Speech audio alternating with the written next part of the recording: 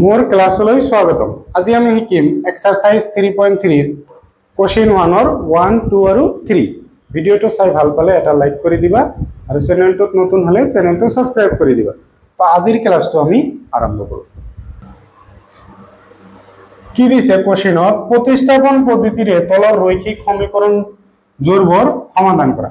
প্ৰতিস্থাপন পদ্ধতি মানে কি এক ঠাইৰ পৰা উঠাই লৈ গৈ আৰু এটা ঠাইত বহাই দিয়া। মানে তোমালোকে যে গছৰ প্ৰথমতে কি কৰে, পুলি এঠাইত থৈ দিয়ে, পুলিটো অলপ ডাঙৰ হোৱাৰ পিছত তাৰ পৰা উঠাই লৈ গৈ বেলেগ এটা ঠাইত বহাই মানে আমাৰ গছটো ৰুই দিয়ে।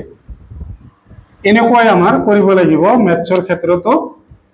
সাপোজ এইটো সলিউশন আমাক কোশ্চেন দিয়া আছে x + y = 14 x - y = 4। এটো আমি 1 নম্বৰ দিলো, ইয়াক আমি অলপ সলভ কৰি ললো। x = y মাইনাস আছে এইটো সাইডত যাই কি হ'ব,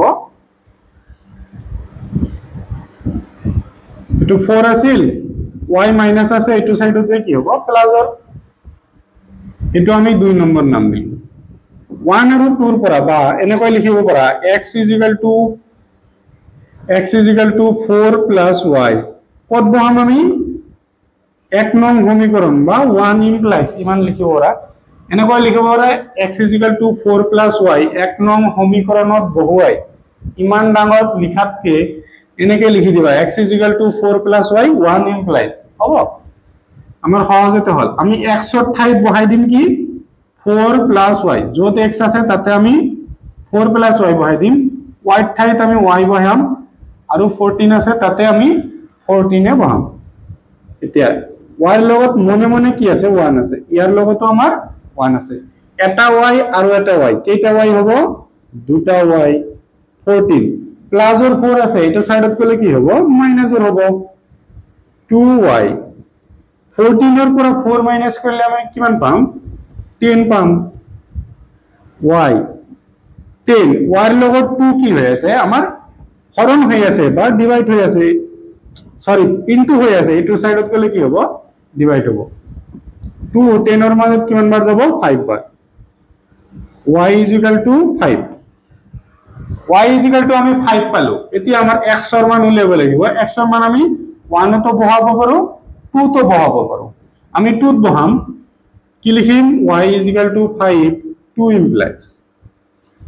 এতিয়া x ৰ ঠাইত x এ হ'ব, নেক্সট আছে আমাৰ 4 ৰ ঠাইত 4 এ হ'ব, y ৰ ঠাইত কি বহিব, y ৰ ঠাইত বহিব আমাৰ 5। x = 4 আৰু 5 ৰ প্লাস কৰিলে কিমান হ'ব 9 হ'ব। হল, ভিডিওটো পজ কৰি লিখিলো।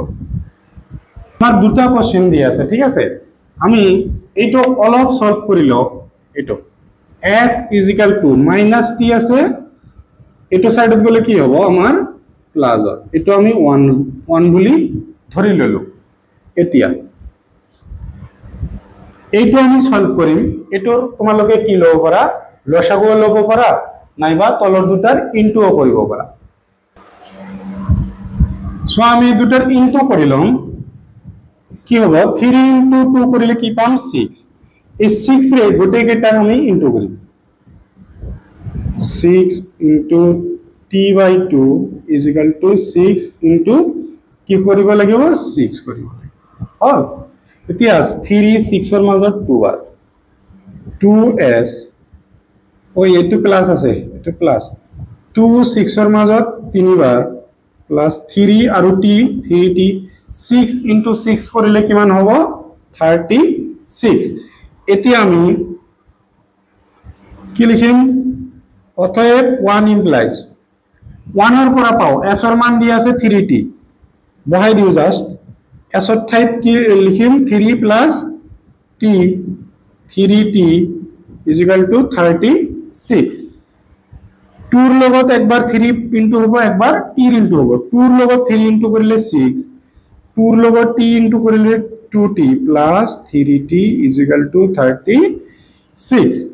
এতিয়া চোৱা দুটা t আৰু তিনিটা t, কিমানটা t হ'ব 5টা t 36। এটো প্লাসৰ আছিল, এটো সাইডত যায় মাইনাস, আমি ইয়াতে কৰিম 5টা t = 36 এৰ পৰা 6 মাইনাস কৰিলে কিমান পাম আমি 30 t 5 এইটো সাইডত যাই কি হ'ব ইনটু আছে ডিভাইড হ'ব এইটো সাইডত যাই 5 6 are 30 t is equal to কিমান পালো আমি 6 পালো এতিয়া t is equal to যদি 6 পালো s ওলাব লাগিব t is equal to 6 আমি কিমানত বহাই দিম 1ত বহাই দিম 1 implies s is equal to 3 plus t এর মান আমার কিমান 6 s is equal to 3 plus 6 কিমান হ'ব 9 হৈ যাব ভিডিওটো পজ কৰি লিখিলো সো কোশ্চেন 3 দি আছে 3x - y is equal to 3 আৰু ইয়াতে দি আছে 9x - 3y is equal to 9 প্ৰথমতে আমি এটো 1 বুলি ধৰিলো ইয়াক সো গোটেই কেটাক আমি 3 ৰে হৰণ কৰিব পাৰো না নাই 3 ৰে কাটিম গোটেই কেটাক 3 এটোকো আমি 3 ৰে কাটিম 3 ৰে 9 ৰ মাজত কিমান 3 বাৰ তেনেহলে আহিল 3x মাইনাস আছিল মাইনাস 3 ৰে 3 ৰ মাজত कैंसिल এতিয়া 3 रे 9 ৰ মাজত কি হ'ব 3 হ'ব সো আমি এটোৰ নাম দিম কি 2 নাম দিম 3x - y = 3 3x - y = আমাৰ 3 দুটাই আমাৰ সেম আহি আছে তেনেহলে আমি সলিউশন কৰিব নোৱাৰো দুটাই যদি সেম সেম আহে আমি সলিউশন কৰিব নোৱাৰো কি লিখিম যে x আৰু y অহিম সংখ্যক সমাধান আছে অহিম সংখ্যক সমাধান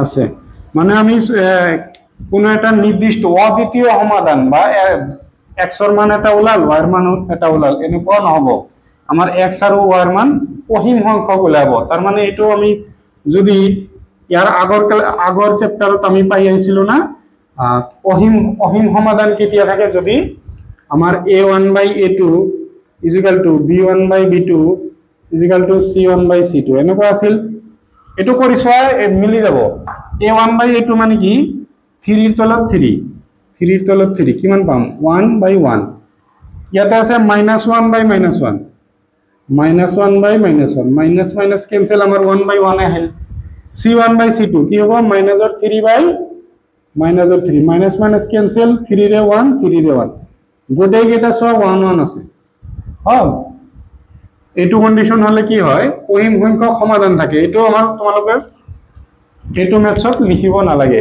এই দুটা লাইন লিখি হেখত এটো লিখি দিলে হবল যে x আৰু y অহিম সংখ্যক আমাৰ সমাধান আছে হল ভিডিওটো পজ কৰি লিখি লোৱা আৰু ভিডিওটো চাই ভাল পালে নিজৰ সমনীয়াৰ সৈতে শেয়াৰ কৰি দিবা